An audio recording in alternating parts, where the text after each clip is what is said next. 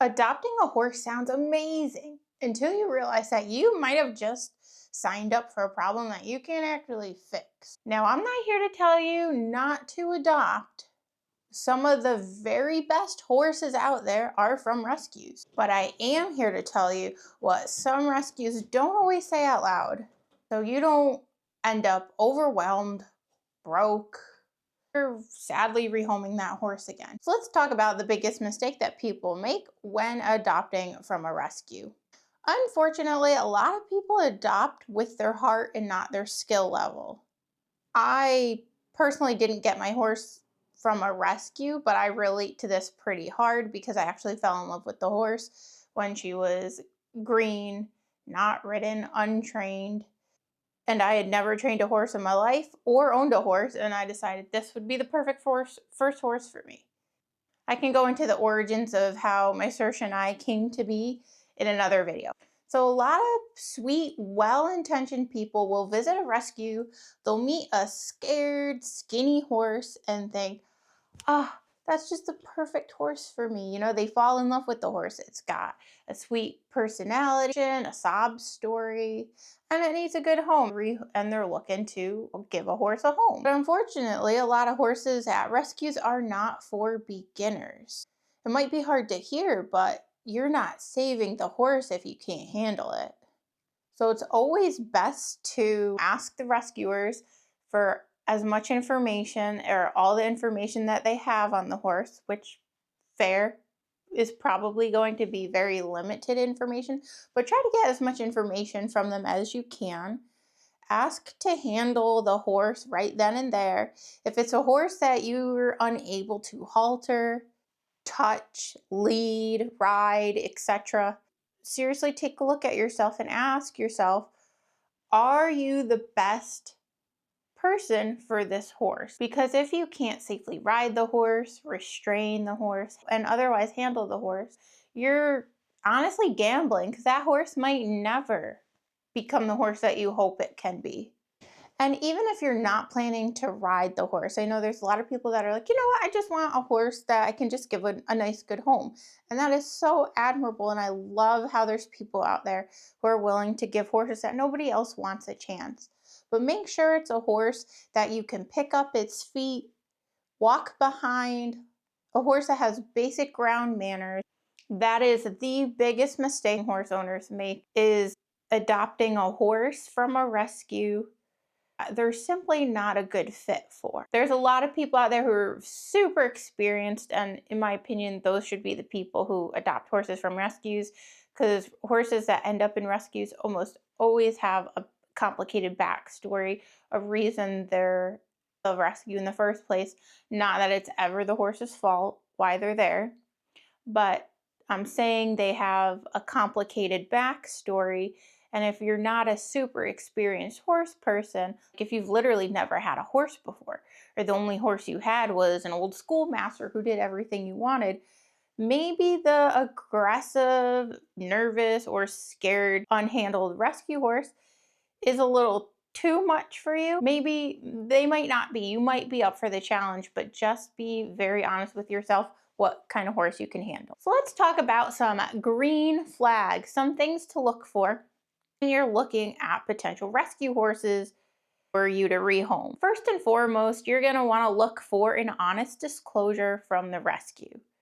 The rescue should have no problem showing you any blood work, x-rays, or notes on the horse. They should either give you a full history or as full as they have, and admit what they don't know about the horse to you. A rescue that sugarcoats horses' bad behaviors, let's say they don't stand still for the farrier and try to kick out, and they say, oh, they get a little antsy with the farrier, they try to shake hands with the farrier, so to speak. You don't want to deal with a rescue that might not be super honest with you. And I know they just want to rehome these horses, some of them. I don't think most rescues are like this, but there are rescues out there that are just so focused on making space for incoming horses because they're often overcrowded and underfunded. But just make sure that that's not you, because then you're going to get stuck with a horse that you don't want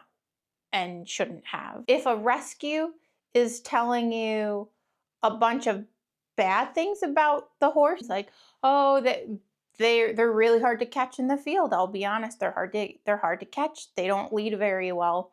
That's actually a green flag that a rescue is being so honest and transparent with you up front.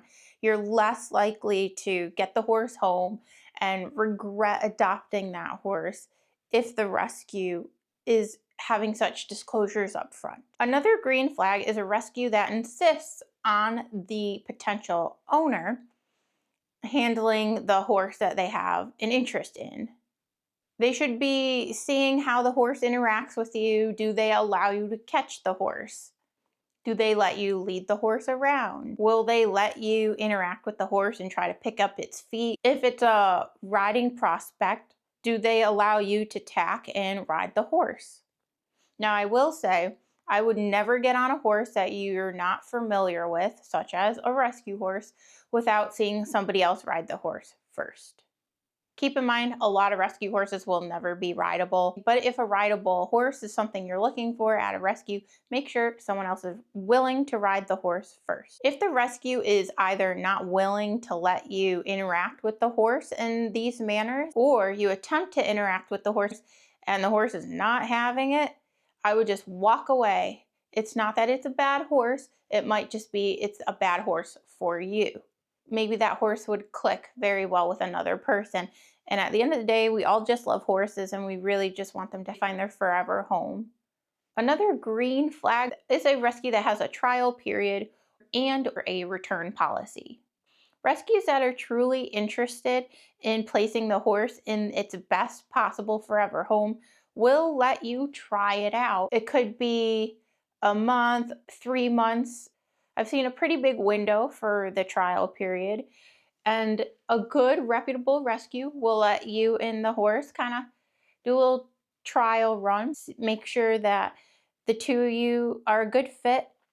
The horse is what you expected it to be. You also want a rescue that will allow you to return the horse if it turns out not to be the horse for you. And it might not always be you and the horse butting heads. Maybe you have another horse and it doesn't work out. I've heard of some horses that have unfortunately been sideswiped by a car and they can't be on any roads that have a lot of traffic because it just makes them too uneasy. So make sure whatever rescue you decide to check out that you are very clear on their trial period and return policy. Good rescues care about proper placement of the horse, not just moving them. Let's talk about the red flags. There's a lot of red flags. I'm going to discuss the most common, most prominent. Be very cautious working with any rescue that says any singular horse is perfect for anyone, because that's generally speaking a lie no matter what horse you're talking about. Every horse has a specific type of person or a specific type of rider that would do best with it.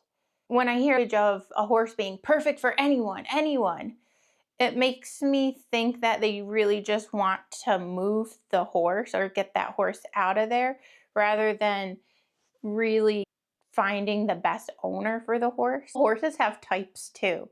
There's certain horses that really like me, but they don't really like other people, and vice versa. Horses that are super sweet with their owner, but the horse, for whatever reason, really doesn't like me, doesn't like my presence.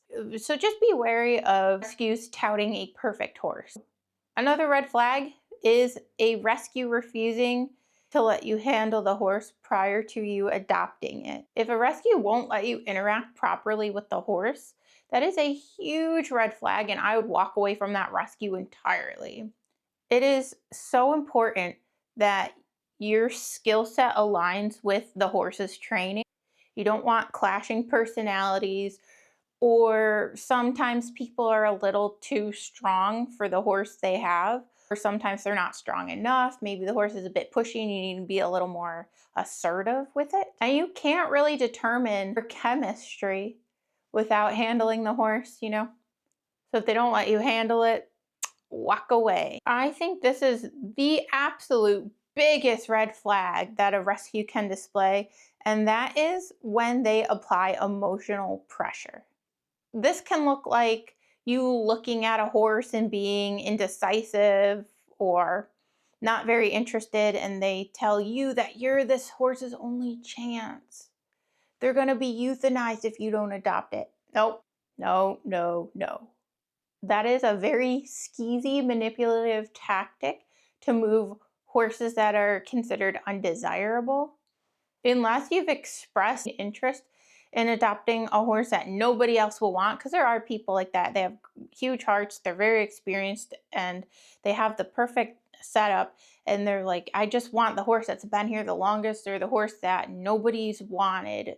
Unless you're saying that specifically, this rescue should not be saying anything like that to you. If they are, this is a rescue that doesn't care about placing the horse in a good home. They just care about moving the horse out of the rescue. And that could be because the horse is dangerous, has serious health issues, is unmanageable. A good rescue will not rush the process and will not try to pressure the owner. And I've noticed a lot of rescues that do partake in those sort of manipulative emotional tactics also happen to not have a return policy. So, and the last red flag, if the horse has zero vet history whatsoever, you have no idea its vaccination status, last time it's had a dental done, if it's had a Coggins in the last year, if you know nothing about the horse, I would walk away unless you have zero horses at your farm because you don't want to bring home something contagious to your horse that you already have.